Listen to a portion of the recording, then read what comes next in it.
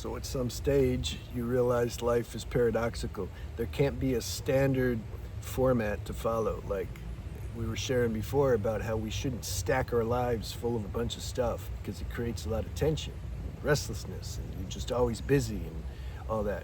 But now we're going to talk about how sometimes, man, you're in a stage where it's not about peace, love, light, bliss. That's not your arc. That's not what's happening. That's not what's alive or your destiny right now. Your destiny might be to be out in the trenches getting something done.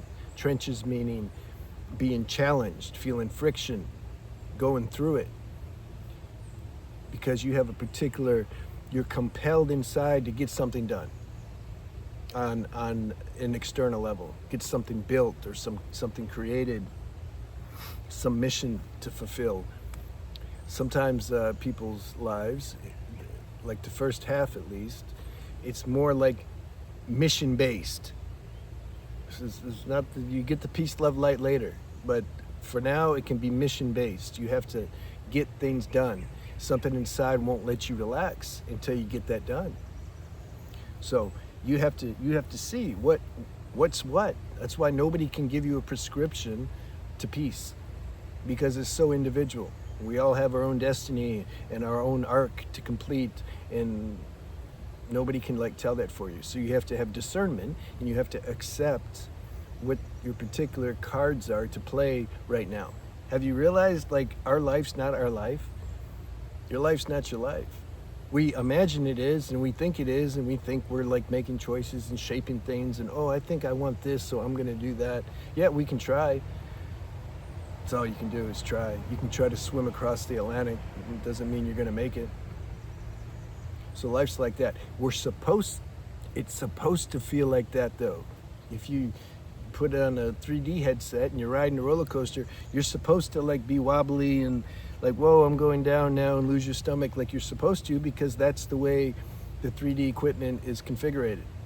Well, this same thing. The consciousness is plugged into the human form and is in this human realm, and it's supposed to feel like it's super real.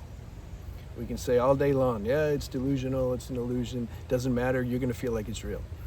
You put the 3D headset on and you go down the roller coaster. If you're standing up, if it's a good headset, you might fall down, even though you know it's a game.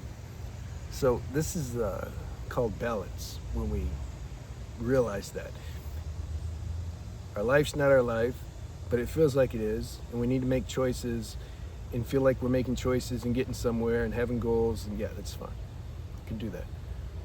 But we're talking about here, this video, about how when we have some unfinished business. I know all about this. My life has been a very dynamic one. It hasn't been a passive one. Some people's lives are more passive. They just kind of don't do much their whole life. Or they get married and have kids and go to work and do this and that and maybe go on vacation once a year and watch TV. It's just kind of passive. Other people, man, are starting this business, it crashes, claim bankrupt, start another business, running around the planet, the world, making contacts, trying to get something done, going on missions. We don't choose that. It's already been chosen. So when there's some unfinished business, when I had unfinished business, it would make my system kind of unease. It would be at an unease. I couldn't just say, okay, I'm gonna be peaceful and I want to reduce the stress load, because when I'm thinking about accomplishing this thing, it creates stress. So I'm not gonna think about it. I'm just gonna let it unfold. Yeah, try it. I couldn't do it. Couldn't do it, man. When something is hot, man, it's gonna take up your attention. When I was acting, I remember in Hollywood, when I went there, I drove from Florida, me and my friend, we went to Hollywood to make it.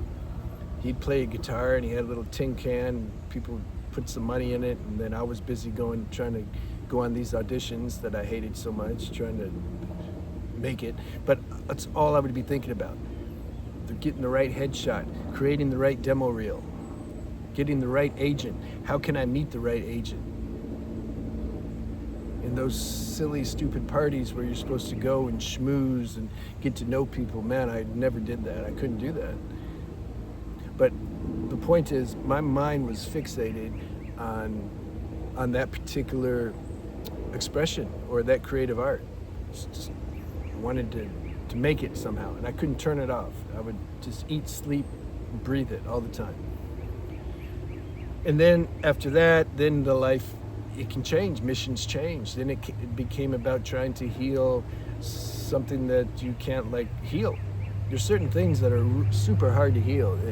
If we're talking about like certain central nervous system disorders or brain imbalances or bones, if you have really deep chronic bone degeneration, we're not at the level yet in this society where that's usually going to get fixed. For the most part, it's a bunch of guesswork that the medical people do, and there's pills and there's operations. Well, maybe it'll work.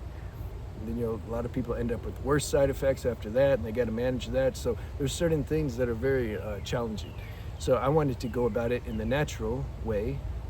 It's a very broad term. And so that was my new mission. Skipping around the planet and checking this healer out and this holistic remedy and this plant medicine and herbs and these different health systems, Ayurveda and Chinese traditional medicine, and they're all great. They're all great. They gave me a lot of knowledge. That's why I wrote books. God used it to help me disseminate that knowledge. You can see my website. I have an autobiography book, Preserving Your Sexual Energy book. I studied that back in the day. I had a really good teacher in India who was the real deal, and we spent a lot of time talking about that, walking up and down the river, the Ganga, and I had a notebook of questions I would just ask him. I have a book on true health, have a raw spiritual book, not for the goody-goodies, and a plant medicine book. Plant medicine was super good for a while, but that was another mission, plant medicine mission. I wanted to really, because it worked so damn good at the time. I'm like, why can't the effects continue on when it metabolizes out of my system? And so I worked on that. Let's try ayahuasca. Let's try San Pedro cactus. Let's try magic mushrooms. Those were my main ones. But San Pedro cactus was my favorite. So I went through that mission. Oh, let's not forget about the YouTube mission.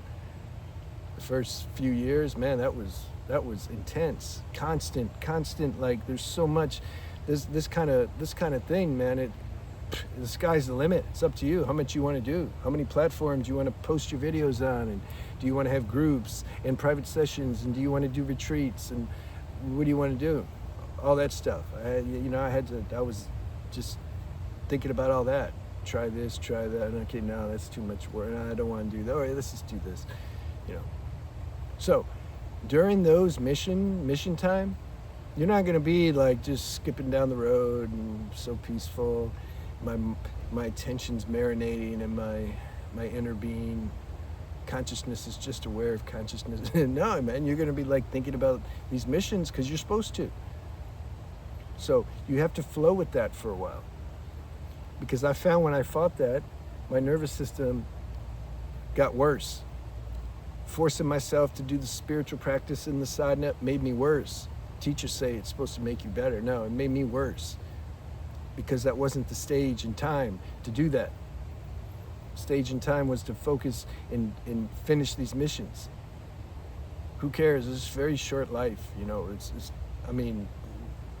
we have eternity. This little life is, earthly human life is very small little thing. It's not like, if I don't, I remember I was in the ashram and the guys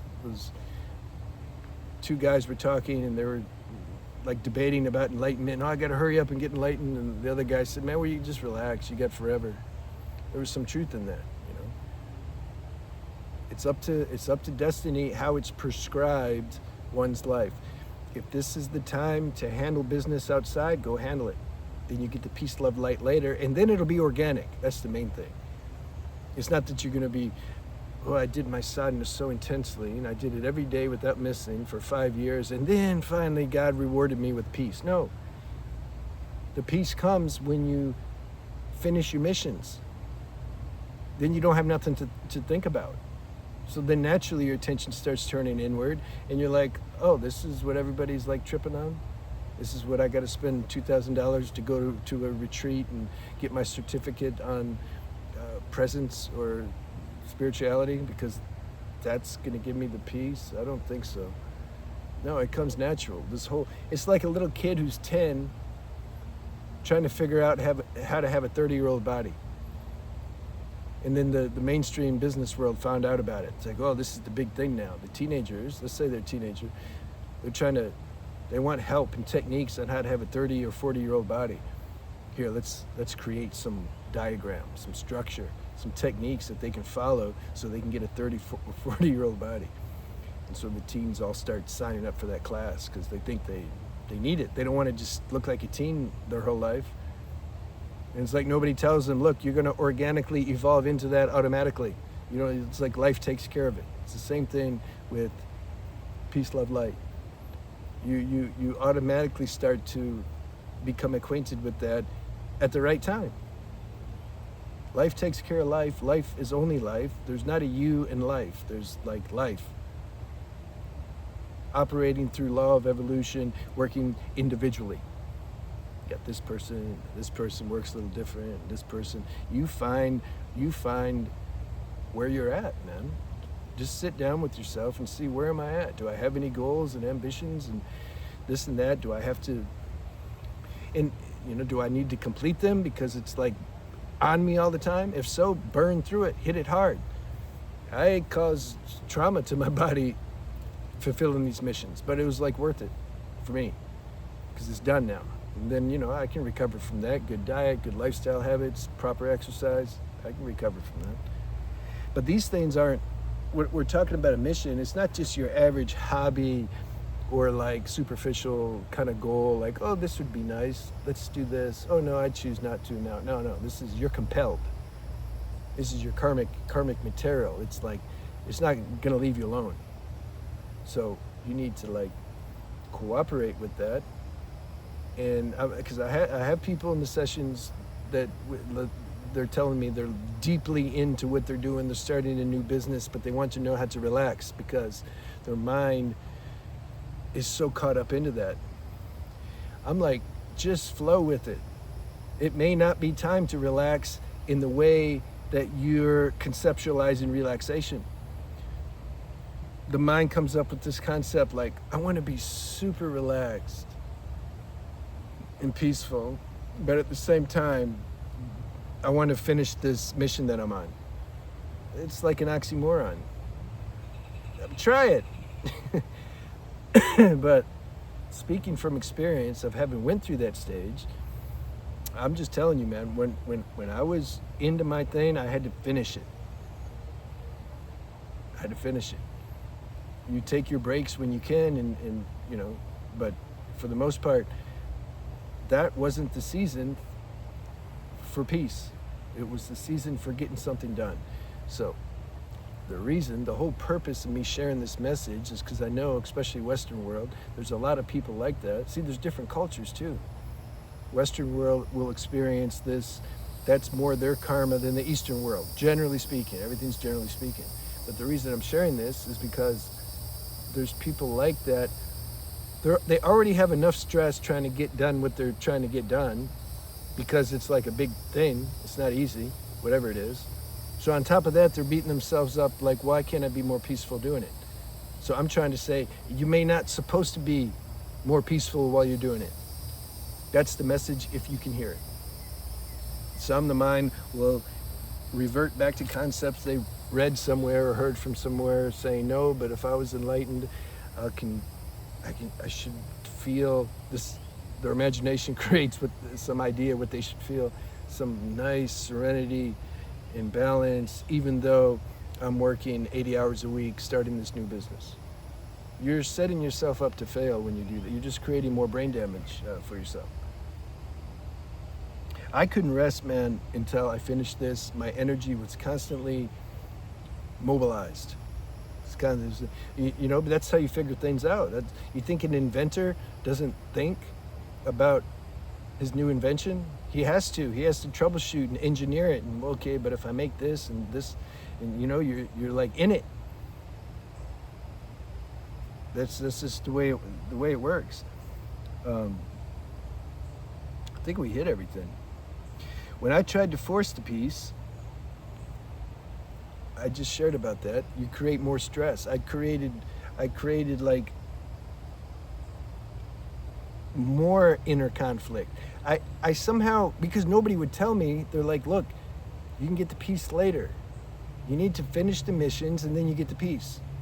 Now, there's some people though, you see how like there's all these angles? We can't go over everything.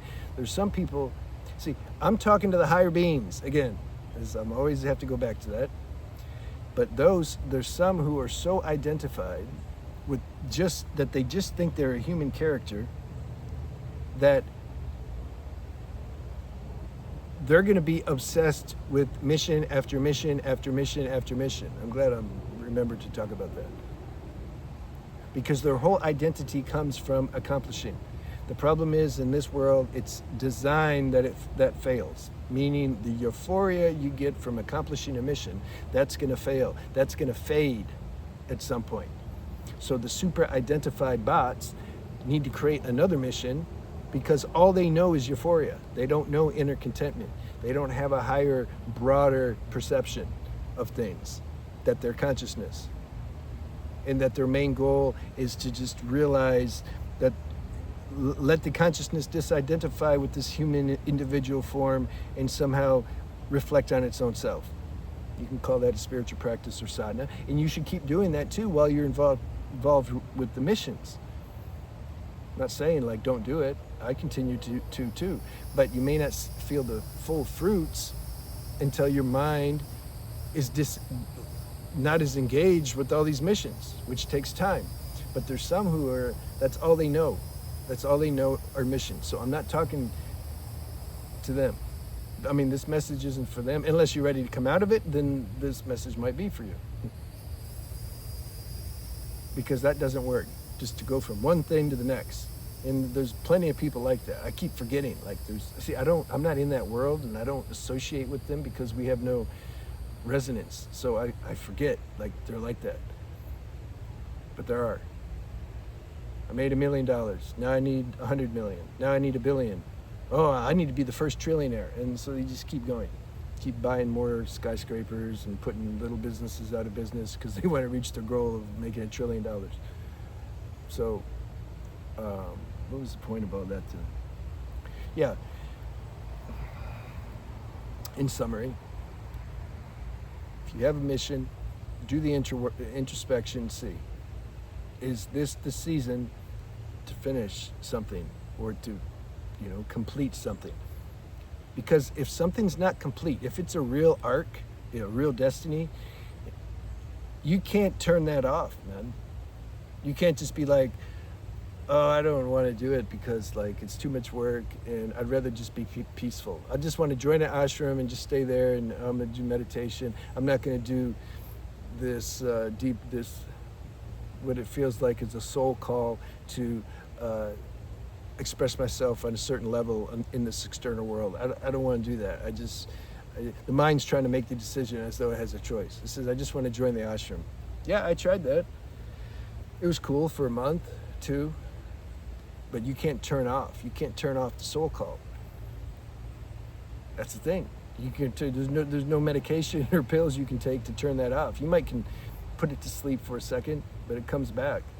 And I realized that that's not my destiny, to wear orange and stay in the ashram forever. And I got more restless. At first I was relaxed in the ashram, then I got more restless because it was time to go, man. I had to go do my thing. So see where you're at. What do you want to do? I used to always write a list. I'd update it. I haven't did it for a while because I don't have nothing to put on it now. But before, what am I doing? And I'd underline it, and then I'd write what I'm doing.